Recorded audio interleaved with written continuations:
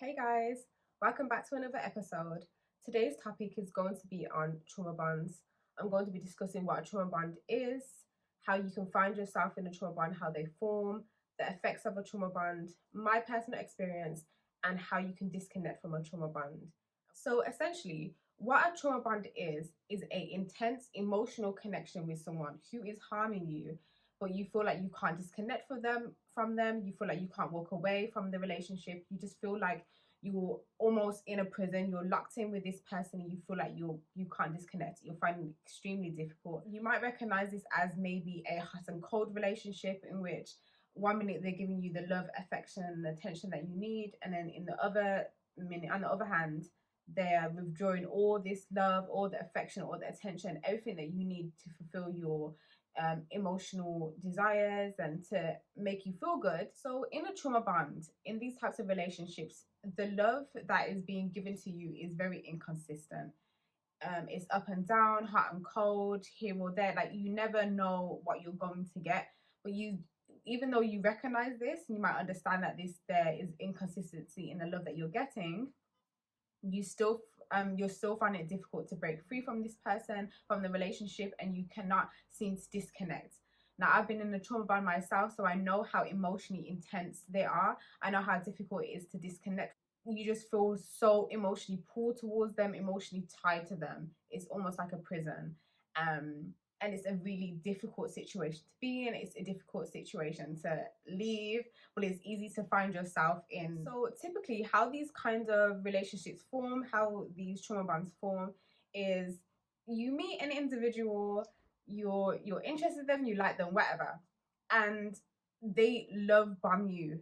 So they provide you with everything that you feel like you need from someone, you feel like you want from somebody. They basically love bomb you. In my experience, this person that I was in a trauma bond with, they would literally give me everything I needed, all the attention, speaking every single day from the day that we first met and started speaking every day, taking me out on dates, spending money on me, just being affectionate, just giving me all the attention, just giving me everything that I need in a person and everything that I wanted in a man, in a relationship, just giving me everything I needed, fulfilling something within me that I felt like was missing, was a little bit empty, giving me everything but all in one go, basically love bombing me to the point where even though I felt overwhelmed, I still felt like, wow, like this person is treating me so good. This person is doing this for me. This person is giving me all his time and his attention when he doesn't need to.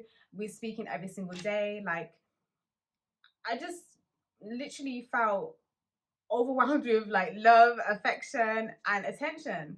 And that's literally how the relationship kind of formed, because it was really intense in the beginning. I felt really quickly involved with this individual and it got very serious very fast. And so although I felt overwhelmed with everything that was happening, I still felt like this person was the one for me. This person is the one that I want to spend my time with. So in trauma bonds, it almost feels like an addiction, because you were so overwhelmed with love in the beginning. Slowly but surely you'll notice that that changes over time. It reduces, because it reduces, but you know that this person is capable of giving you the love that you need, deserve, and want. You can't grasp the idea that they're actually taking the love away from you. You can't really understand it, because you know that this person is capable of giving you what you want, because they did it in the beginning. They gave you a lot of it, so you can't seem to grasp how that person could just take the love away. So you constantly, it seems like you're almost chasing that same feeling that you got in the beginning, that you're still chasing that high, that chasing that addiction, chasing the love that you experienced in the beginning, when they're taking it away. So it almost feels like addiction. It almost feels like you can't let go. You want that high again. So it keeps you involved in the situation. You may recognize it's very hot and cold, very up and down, but you're still there. You're still stuck there. You're still in the same cycle with this person.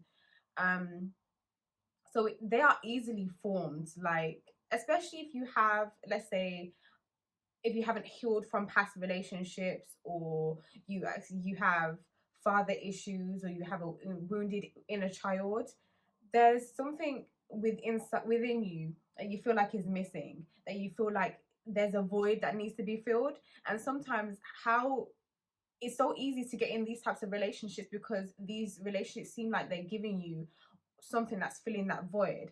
And even in those moments when they take away their love and they take away their attention and they just they're heartened and cold, you still need them. You still feel like you're connected to them because they're the same person that makes you, that fills that void, that gives you that high, gives you that feeling. You can argue consistently and there's no resolution. You try to detach from the situation, try to walk away and be like, I'm done with this. But then in those moments when you feel like you're detached from this person, you're not exactly detached from them. In my case, I just felt so like lost. Like I literally felt lost without this person. I couldn't even do basic tasks like wash the dishes without feeling lonely or lost or feel like something's been pulled away from me. You know what I mean? So then I would be like quick to kind of resolve an argument or resolve an issue because that feeling when they're not there, or I know that I'm not speaking to them, feels so overwhelming and intense that I just feel like I need them almost. I need them and I need them back in my life. I need to speak to them, even though this person is detrimental to me and my well being. I still feel like I need them. It's very emotionally intense, it's very overwhelming and overbearing, but that's how it feels. And that's why it's so difficult to disconnect because in those moments when you're trying to disconnect, it feels like you've lost everything. Like you need this person. You need in these bonds, you may also find that you still hold on to positive traits and aspects of them, but they don't have them anymore. It was almost like a facade. It was almost to get you there, to get you entrapped in a connection with them or relationship with them, and they don't have these positive traits anymore. But you still project these traits on them. There's no growth. There's no change. Nothing's changing. Yet you still can't seem to detach. In my case, and in these sorts of bonds, patterns can form. So when you decide to disconnect from them, you're like, okay, I'm done. I've had enough. I'm trying to leave this situation. That's when they start love bombing you again, or they start. In my case, the things that I would complain about, say things that I wanted and things that I needed in a relationship with this person that they kept on withdrawing from me, or they wouldn't give me, or they didn't care to give me, every time I decided to leave, or I didn't want to be, or I'm like, I don't want to be in this situation anymore, that's when they would come back with all the talk in the world, or the gifts, the flowers, um, everything, showing me online, like doing things that I said that I kind of wanted when I was in the relationship and with this person, but now that I'm trying to disconnect, that's what they're giving me. And then that inconsistency is what caused me to stay, because I started projecting those traits on them, like, yeah, see, they're capable of doing this, they're capable of doing that, they're capable of giving me what I want, they're capable of loving me um the way that I want and the way that I deserve. And then I fall back into it, and then 2 weeks later things go back to normal. Like nothing changes. It's just to keep you there. It's to keep you entrapped and to keep you locked in something that's actually very detrimental to your health. This person knows this. Trauma bonds are easily formed for people who are very codependent. Now, I've never felt like I was really codependent on a relationship, but after, like, over time, I grew awareness that I was actually quite codependent on relationships.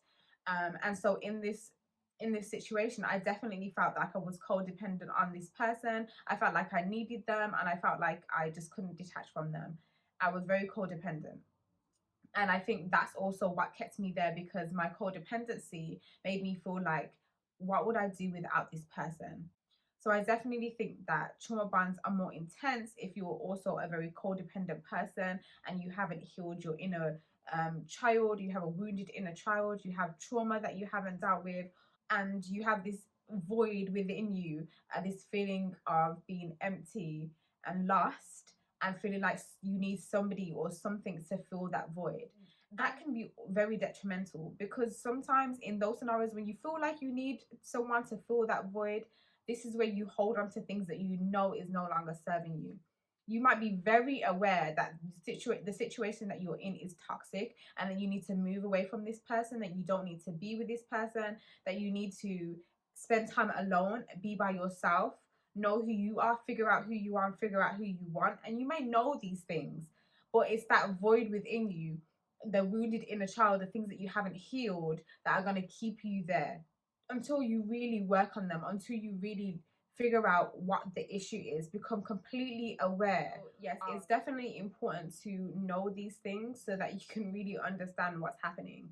I feel like in my case, it was only coming towards the end of the relationship when I was learning more about myself and understanding exactly what um is happening in this relationship, why it's so intense, why it's emotionally intense, why it's a roller coaster, and why I'm so poor to this person is because I had a wounded inner child that I didn't heal from, and I had father issues that I didn't heal from, and there was a lot of things that I was learning from this relationship about myself, which gave me the strength to be like, I can leave this relationship. There's more for me. This isn't this isn't the end goal for me here. You know what I mean? Like, it's not what I need. And I think that's what you have to remind yourself, that sometimes we can get so wrapped up in something, in a situation, so wrapped up in somebody, and so caught up in what's going on, that we fail to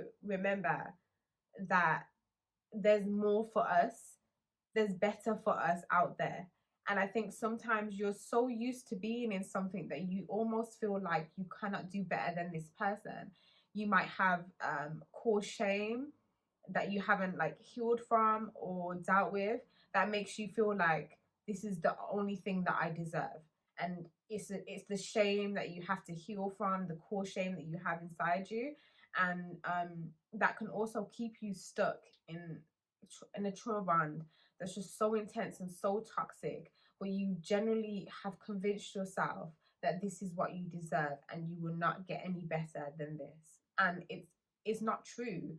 But I feel like it's easier said to then done. It's like it's something that you have to work on, something that you have to be aware of, something that you have to understand. Trauma bonds, they're extremely difficult to break. They're very difficult to break. I was in and out of a trauma bond for 2.5 years, nearly 3 years actually. And that was enough for me. I was broken down, my self-esteem was on the floor, the fact like the things that I accepted in this trauma bond, and I didn't quite understand.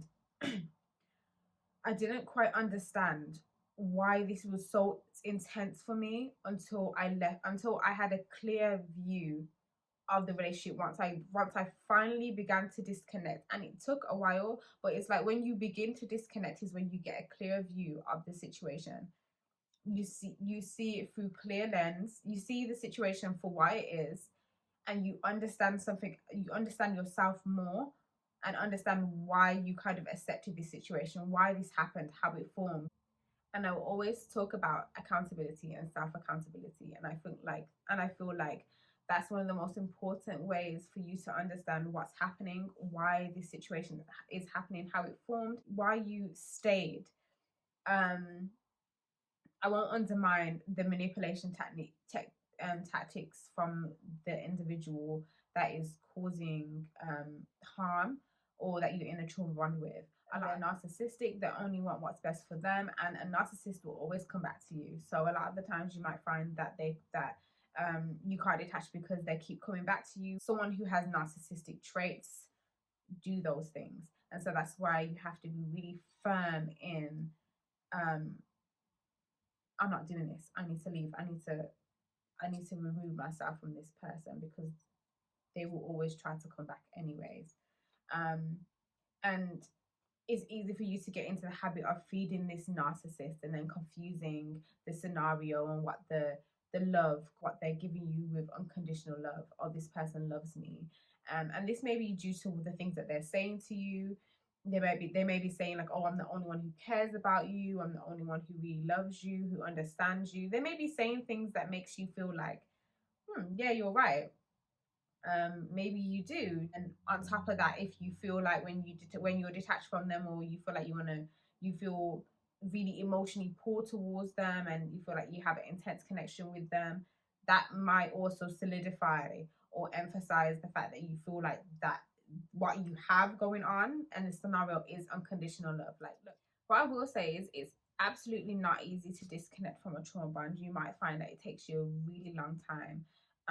For me, it took me, well, over a year to disconnect, and even then I still wasn't really um disconnected from this person. And I thought like part of it was my doing, part of it was me blaming that person for constantly coming back to me, and the fact that it's like, well, he always comes back to me, but it's like we have to take accountability for the things that we're doing, because there are ways in which that we can contribute to a toxic situation, and we can contribute to, because um I feel like the emotional aspects of a trauma bond is so intense that sometimes it clouds our judgment. It's like it's like, instead of you sitting with the emotions of the situation or that person, how you feel about that person, you may find yourself being like, oh, actually, I just want to speak to them. Actually, I want to call them. I just want to call them to tell them how I feel about this situation, but I don't want to get back together. I feel like that's because we sometimes don't want to sit with our emotions, and we want to act on our emotions and decide to create um create a scenario that is more toxic, or reconnect with someone that we know isn't good for us. That's because in those moments of maybe loneliness, we may feel like, I need to talk to this person. I need them to understand how I feel. But it doesn't allow you to detach, it doesn't allow you to move on, and it doesn't allow you to move forward. And essentially, that's exactly what you want to do, especially when you know that you're in a toxic situation that is not changing. There's no growth happening here, there's no changes being made. This person is not showing no signs of consistency, and that they're not changing. So, if you're aware of that, we have to do things differently. We have to start by being a little bit more accountable of our actions, and being and understanding the role that we have to play and the parts that we have to play in any situation. I also think it's natural for women to want to see the good in somebody, and want to see that this person can be, good, or be a good person, or holding on to hope like that. A lot of the times is to our detriment, because if this person is showing no signs of change, then there's we then holding on to hope isn't enough. It's not going to do anything. It keeps us there because we feel like, you know what, one day they might change. One day they might have an epiphany and they might actually do better for us. But holding on to hope doesn't do anything but keep us in something that we need to break free from. But it's natural to want to see the good in somebody. It's natural to want to believe that this person can be better, do better, and be better for us. But if that person isn't acting that way and doing those things, then it's not enough. Whilst it's intense and very difficult to break a trauma bond, it's doable. It's something that you can do. It may take you a while. You may mess up. You may find it difficult. You may go back to them. You may get lonely and want to call this person, want to text this person. You want to explain away to this person, or why did you treat me like this? Why did you do this? It gets like that. One of the ways in which you can break out of a trauma bond is absolutely no contact. And this means no phone calls, no texting, nothing, no conversation, nothing. Um, but that's not just speaking to them. It also means no checking their social media. That is very difficult. Um, yeah, no checking their social media, no stalking them. Don't even speak about them. Honestly, sometimes speaking about them can keep you there, can keep you reminiscing about the good times. And I think that's a habit that you can get yourself in. You Sometimes we have a thing where we just forget all the bad times and we focus on the good times with that person. And the reality is you're going to have some fun and good times with somebody. Like, 9 times out of 10, it isn't always going to be bad, but it doesn't change the fact that it's not a relationship, it's not a bond that you need to be in, and that is healthy for you and your well-being. Yeah. So no, absolutely no contact, no stalking their social media, no talking, no texting. Try not to speak about them with friends or family unless you're doing so to help heal you. to help soothe you and make you feel a little bit better about the situation. Because, you know, I definitely will not undermine the importance of speaking to close family and friends or people that you trust about something if it helps you to get it off your chest and makes you feel a little bit more, a little bit better about the scenario. Sometimes we need that advice. Definitely um, talk about it if it's absolutely necessary, but randomly speaking about it just to talk about it, or talk about them, or talk about them, or talk about the relationship, I wouldn't say that that's healthy. And honestly, some people do not want to constantly hear about that same man, same relationship, same situation all the time. So yeah. Another way to break from a trauma bond is to fill your time up doing something that's mentally or physically distracting. So this could be like maybe reading a book, going out with friends, spending time with people that you know love you and know care about you and that you know have your best interests at heart. Spend time with your friends, spend time with your close family members.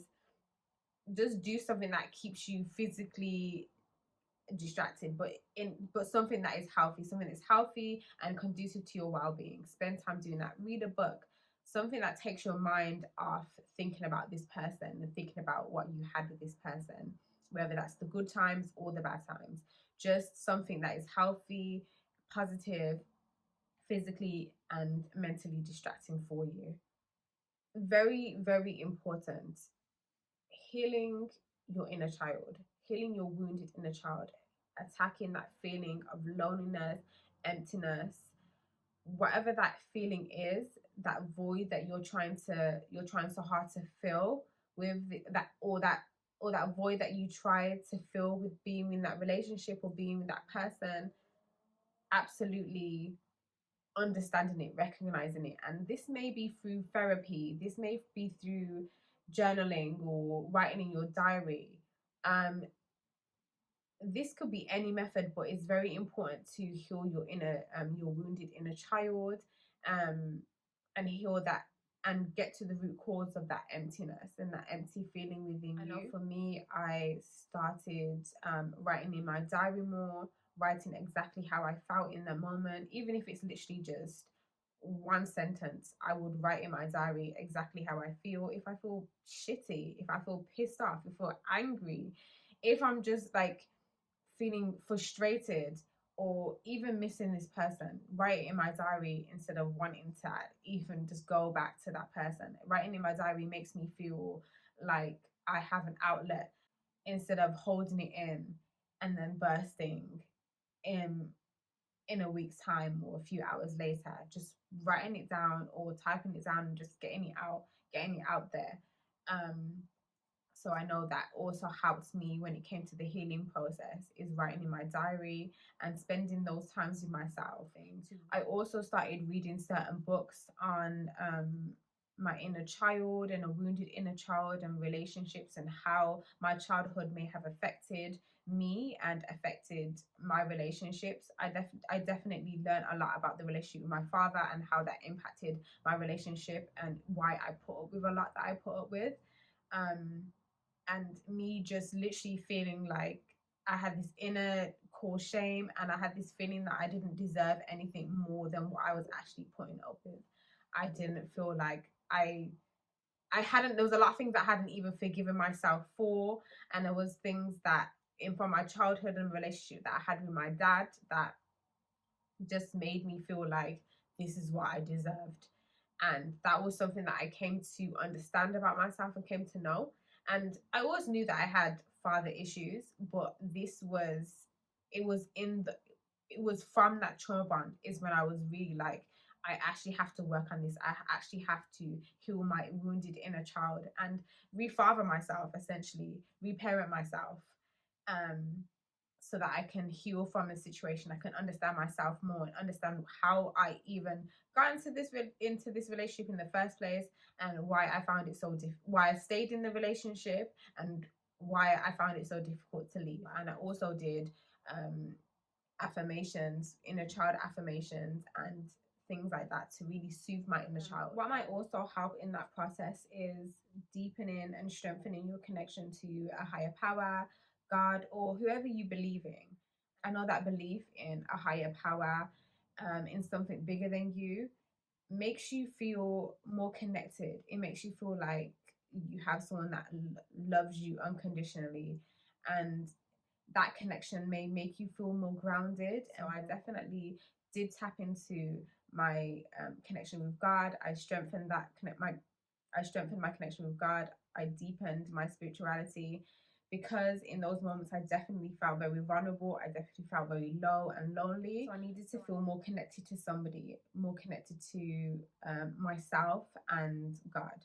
So yeah, definitely tap into your spirituality, your religion, and deepening and strengthening your connection with a higher power definitely does help with the healing process, and does make you feel a bit more connected, a bit more grounded, especially in times when you're feeling a little bit a little bit frustrated or lonely. Because the healing process is never easy for anything generally. You're gonna get times where you feel okay, and then you're gonna get other times where you feel angry, sad, lonely, frustrated.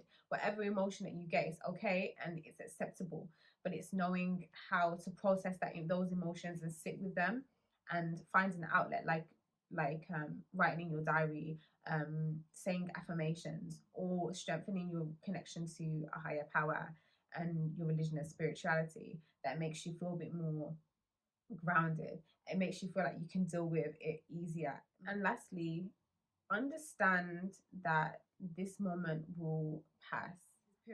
This period of healing and disconnection from the trauma bond will pass. It doesn't matter how long it takes, but just know that it will pass. You're not always going to feel this way forever, for a long period of time. And you have to allow yourself to go through the process of healing, and really purge yourself of all these emotions as well, because sometimes it's that we don't want to go through the process. We don't want to go through the process of detachment, and we don't want to go through the healing process. And because it's very difficult and it's very overwhelming, we don't want to go through it. And that's what also causes us to stay in a detrimental situation or in a trauma bond, because we don't actually want to go through the process of healing, because we know that it's difficult. I think a lot of people have experienced breakups and breaking apart from somebody. It might be easier in some breakups than it is with others. And in trauma bonds, it's definitely very difficult to break apart from that relationship and leave that person and disconnect and go through the process. It's very difficult. It's sometimes it's even tenfold. And I think that's also why you're most likely to stay, because you're just feeling like, what is happening? Like, I feel crap, I feel shit, I feel lonely, I feel bad without this person, I feel like I need to be with this person.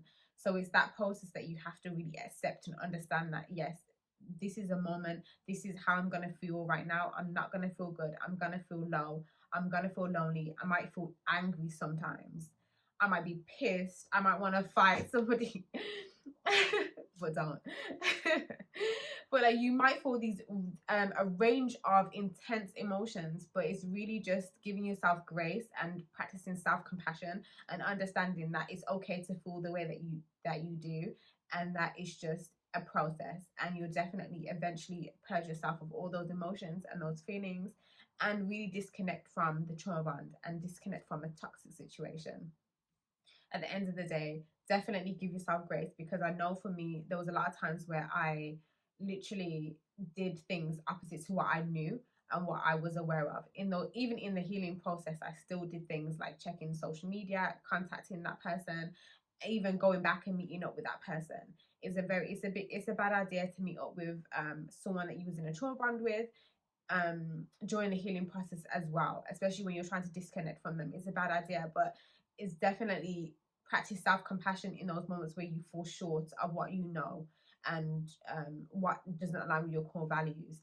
And I definitely did. So I definitely had hiccups, and I definitely didn't take my own advice, but it was a chapter that was definitely beginning to close the more I practiced self-compassion, gave myself grace, the more I focused on my life and my goals, where I want to be and who I want to be, the woman that I want to become. And I also became aware of the fact that if I have that my higher self is relying on me now. What I'm doing today my higher self is relying on that. I need to make sure that I'm doing things that align with my higher self. And so I definitely dove into that in those moments. And in the healing process, I definitely dove into, okay, this is the woman I'm becoming, this is who I want to be, this is no longer serving me. So what do I need to do to get to where I need to be? So I definitely focused. I zoned in on everything that I needed to do for myself, and I definitely put the focus on myself, my life, and the things that I want to do. And that gave me a very healthy, positive distraction, knowing that I'm focusing on myself, knowing that my attention is not being pulled into a toxic situation again. But yeah, definitely practice self-grace, and definitely practice self-compassion, and understand that sometimes you may fall short, but sometimes that's part of the healing process. That's another lesson that can be learned during that process. And but thank you so much for watching another episode. I hope you found this helpful and insightful. My only aim is to provide gems based on my own experience and really just be authentic and open and honest. So yeah. Thank you for watching, and I'll see you in my next video.